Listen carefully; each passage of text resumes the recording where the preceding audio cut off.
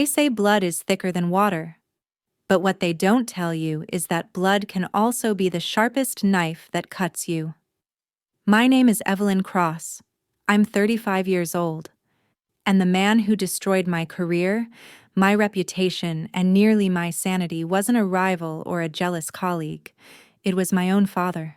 For 12 years, I was the chief operating officer of CrossTech, one of the most explosive AI infrastructure companies in North America. I didn't just work there. I built it. Every system, every framework, every algorithm that made venture capitalists forget their exit strategies and beg to get in. My brother? He showed up to board meetings late, smiled for the cameras, and somehow became the golden child. Then one day, my father called me into his office, the same office where he once told me I had a mind sharper than anyone he'd ever met. He looked me in the eye and said 6 words that shattered everything. "We're making a leadership change, Evelyn." They didn't just replace me, they erased me. My brother Marcus, a man who couldn't code his way out of a tutorial, was named CEO. The press release called him a visionary born to lead. I was offered a consultant role, a glorified thank you for your service gift bag with no equity, no power, and no respect. But here's the thing about being underestimated. It gives you the one advantage no one sees coming: invisibility. And I used every second of it. Let me take you back to the moment I realized this wasn't just business, it was personal. 3 days after the announcement, I was still processing the shock. My assistant Rachel, someone I'd mentored for 4 years, wouldn't make eye contact. The engineering team I'd handpicked stopped responding to my messages. It was like I'd become a ghost in my own building. Then I found the email. It was buried in a forwarded thread I shouldn't have been copied on. A message from my father to the board, dated 6 months earlier. 6 months before they fired me. The subject line read, "Succession planning, the Marcus path." I felt my hands go cold as I read it. Marcus represents the face this company needs as we go public. Investors respond to him. The media loves him. Evelyn is brilliant, but she lacks the charisma required at this level. Operations can be replaced. Leadership cannot. Operations can be replaced. 12 years of 80-hour weeks. 12 years of solving problems no one else could solve. 12 years of sacrificing relationships, sleep, and my own dreams so that CrossTech could become what it was. And to him, I was replaceable. But that wasn't even the worst part. The worst part came 2 paragraphs down, where my father wrote, "Evelyn has always been too emotional, too attached. She'll understand eventually. And if she doesn't, we'll manage her exit quietly." Manage her exit quietly. They had planned this. Not for weeks. For months.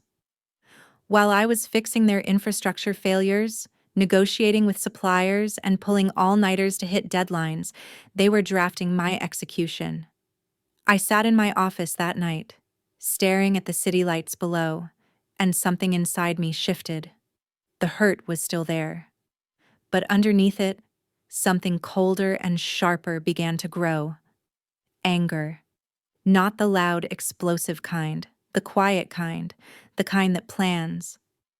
I started to think about everything I knew, everything I'd built, every password, every system backdoor, every piece of proprietary code that made CrossTech valuable. And then I thought about Marcus, the golden boy who'd just been handed a kingdom he didn't know how to rule. He didn't know the systems. He didn't understand the architecture. He barely knew what our product did. But I knew everything. And that's when the idea began to form. I wouldn't rage. I wouldn't sue. I wouldn't give them the satisfaction of watching me fall apart. Instead, I would do something far more devastating.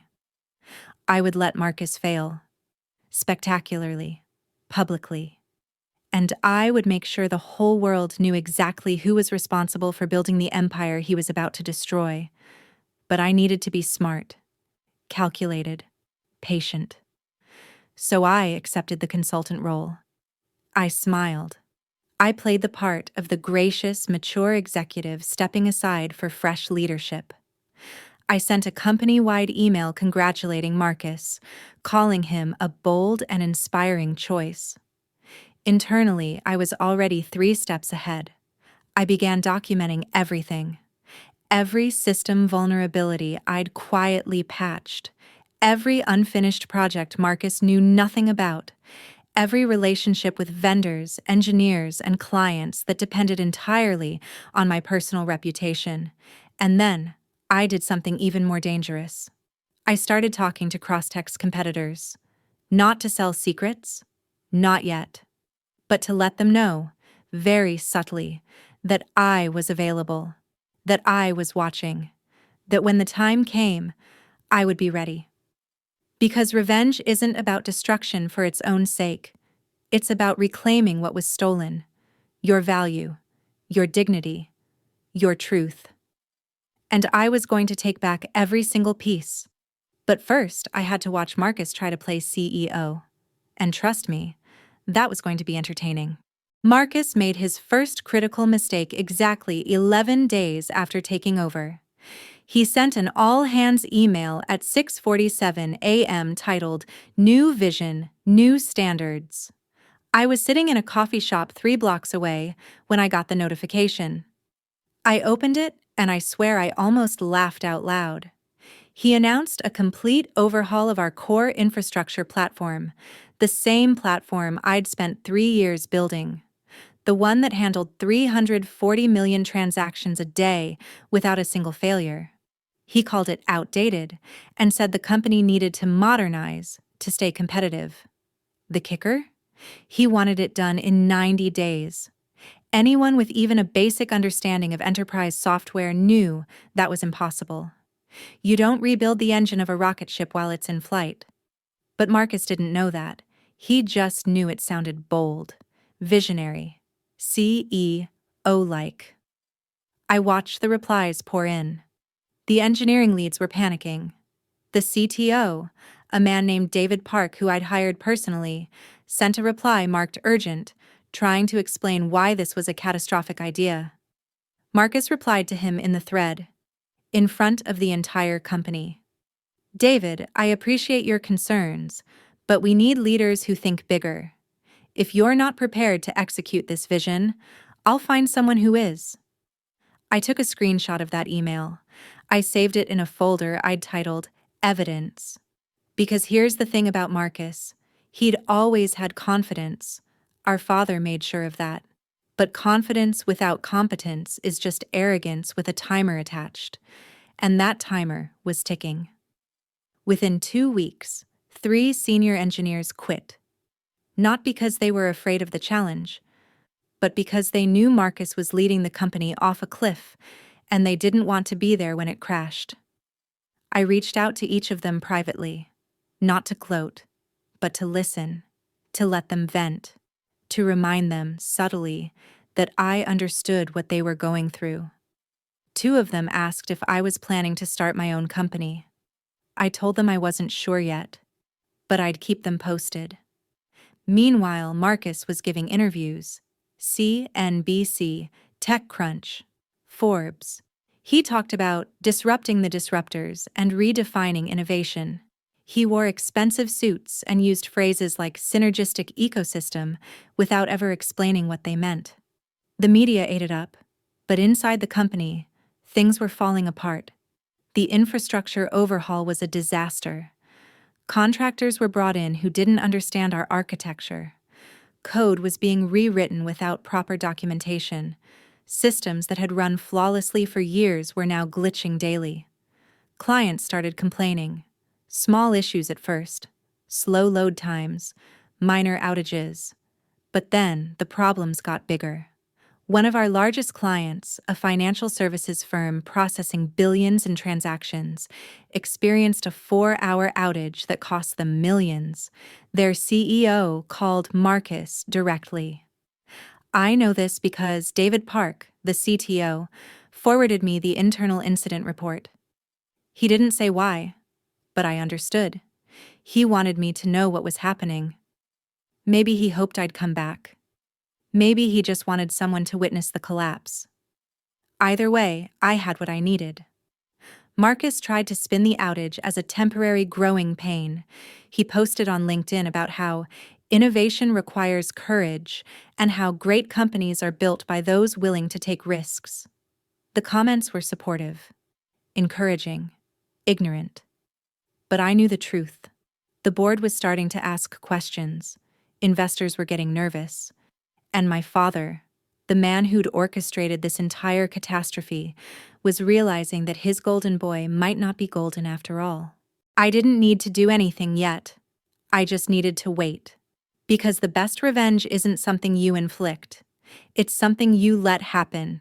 Here's what nobody tells you about building something from the ground up. You don't just understand how it works. You understand how it breaks. And I knew exactly where every crack in Crosstech's foundation was hidden. By week 5 of Marcus's reign, the company was hemorrhaging credibility. Another outage hit. This time, it affected 60% of our client base simultaneously. Transaction failures, data delays. Customer support was flooded with angry calls. Marcus held an emergency town hall. I watched it from my apartment, streaming the internal feed on my laptop. He stood on stage, sleeves rolled up like he'd been in the trenches, and blamed the engineering team. "We have a culture problem," he said. "People resistant to change. People stuck in the old ways of doing things." The old ways. He meant my ways. I watched David Park's face in the audience. He looked exhausted, beaten down. This was a man who used to love his job, who used to believe in what we were building. Now he just looked trapped. That night, I sent David a message. Nothing dramatic. Just, "Coffee tomorrow? Would love to catch up." He replied in 4 minutes. "Yes, please." We met at a quiet place downtown. He looked worse in person. Circles under his eyes. His usual energy completely drained. "He's going to destroy everything you built," David said before I could even ask how he was doing. I stirred my coffee slowly. "Tell me what's really happening." And he did.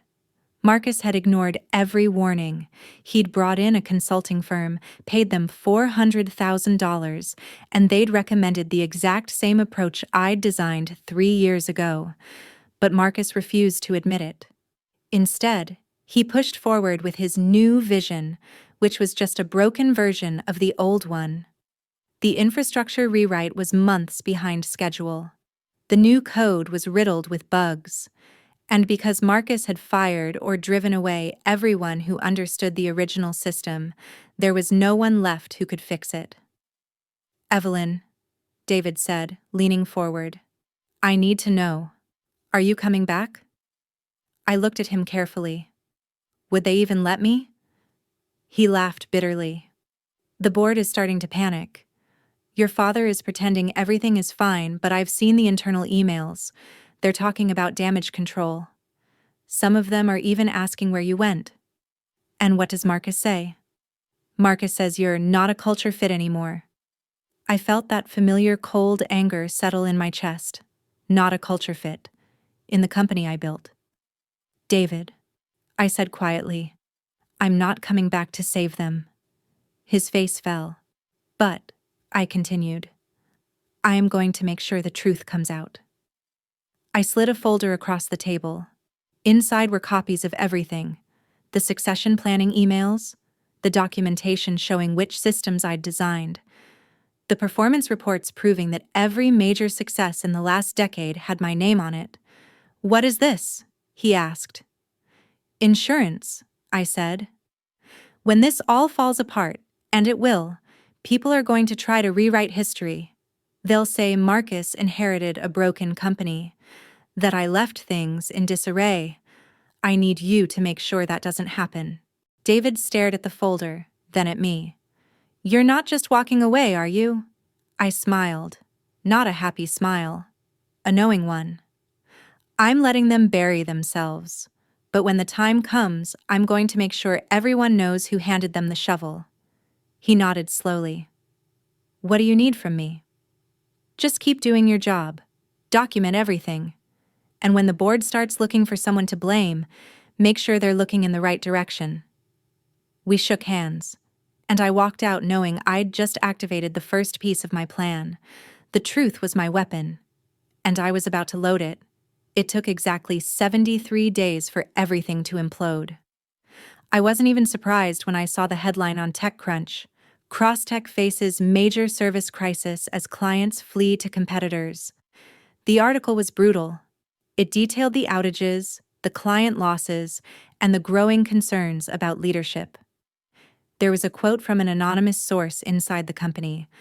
"It's like watching someone drive a Ferrari into a wall at full speed." That source was David. I'd helped him craft it. But the real bombshell came 2 days later.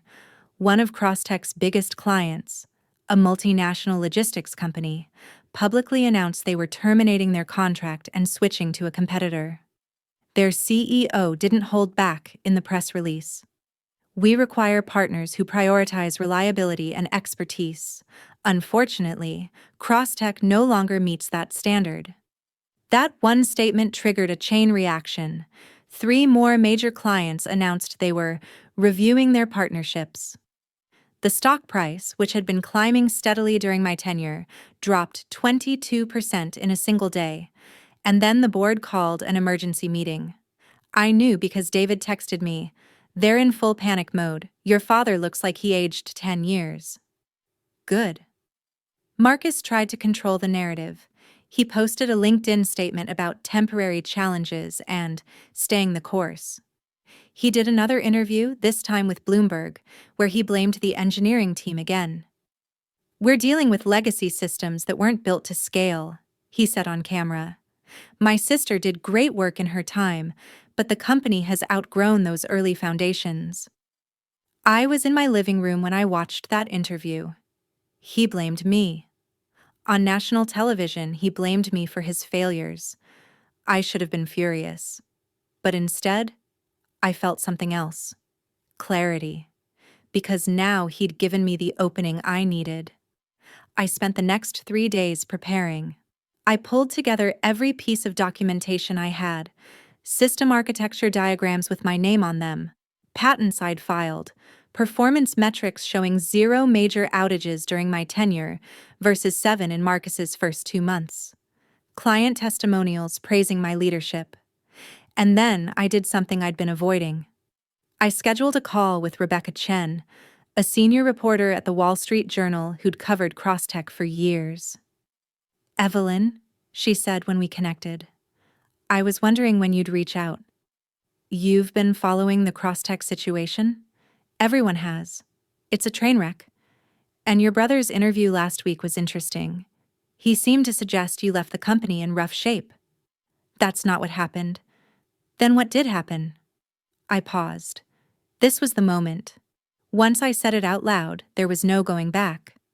"Rebecca, what if I told you I was forced out to make room for someone with no operational experience, and that everything falling apart now is a direct result of dismantling systems I spent 12 years building?" There was silence on the other end. "Do you have proof?" "I have everything." We spoke for 2 hours. I walked her through the timeline, the succession planning emails, the infrastructure decisions, the client relationships that depended on me personally, the warnings I'd given that were ignored. She listened carefully, asked sharp questions, and took notes. "Evelyn, if I write this story, it's going to be explosive." "I know. Your family is going to hate you." I thought about my father's email. Operations can be replaced. I thought about Marcus on television, blaming me for his incompetence. "Rebecca," I said quietly, "they already do." She agreed to investigate further and promised to fact-check everything with multiple sources. I hung up and sat in the silence of my apartment. The fuse was lit. Now I just had to wait for the explosion. And trust me, it was going to be spectacular. The Wall Street Journal article dropped on a Tuesday morning at 6 a.m. Eastern. The headline was perfect. Crosstech's downfall: how a family power play destroyed a tech darling. I was awake when it published. I'd barely slept. I sat at my kitchen counter with my laptop open, refreshing the page until it went live. Then I read it. Rebecca had done her job beautifully. The article was meticulous, devastating, and completely factual. She'd interviewed former employees, analyzed company performance data, and obtained leaked emails, including the one from my father about succession planning. The key passage read, Evelyn Cross, the architect behind Crosstech's core infrastructure and operational success, was systematically pushed out in favor of her younger brother, Marcus Cross, despite having no comparable technical expertise or operational experience. Multiple sources confirm that the decision was driven by image concerns and familial favoritism rather than merit.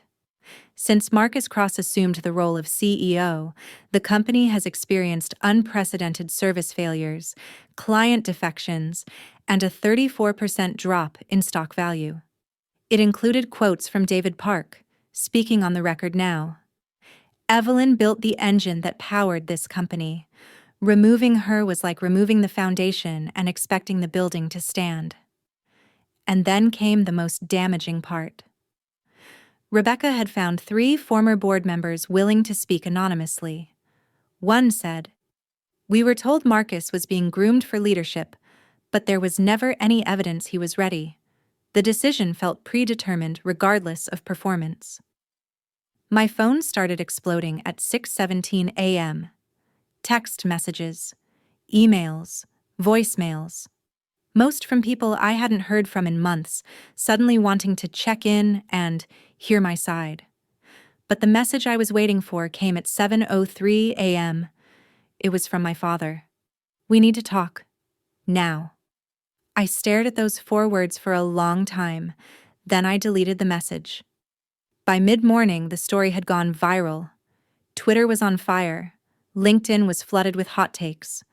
Other journalists started piling on, digging into Crosstech's financials and governance. Marcus tried to respond. He posted a thread on Twitter calling the article a one-sided hit piece filled with disgruntled employees and hearsay. The internet tore him apart. Someone found an old interview where he'd called himself the visionary behind Crosstech's success, despite being hired only 8 months before I was forced out. Another person dug up his college transcripts, showing he'd barely passed his computer science classes. It became a feeding frenzy. And then the board made their move. At 2 p.m., Crosstech issued a press release. The board of directors is conducting a comprehensive leadership review in light of recent operational challenges. Leadership review. Corporate speak for, "We're deciding whether to fire the CEO." David texted me, "Emergency board meeting happening right now. Your father and Marcus are both inside. It's bad." I didn't respond. I just waited. 3 hours later, another press release. Crosstech CEO Marcus Cross to take temporary leave of absence. Temporary leave. Another polite way of saying, "We're pushing you out." But here's the thing. I didn't feel victorious. I didn't feel satisfied. I felt empty. Because this wasn't about Marcus. It never was. He was just a symptom. This was about my father, the man who'd raised me to believe competence mattered, that hard work was rewarded, that integrity meant something. And then he'd taught me the opposite. That night, I finally responded to his message. "Dad, you wanted to talk. I'm ready now. But we're doing this my way." I included an address, a coffee shop, neutral ground. He replied immediately, "I'll be there." This was it.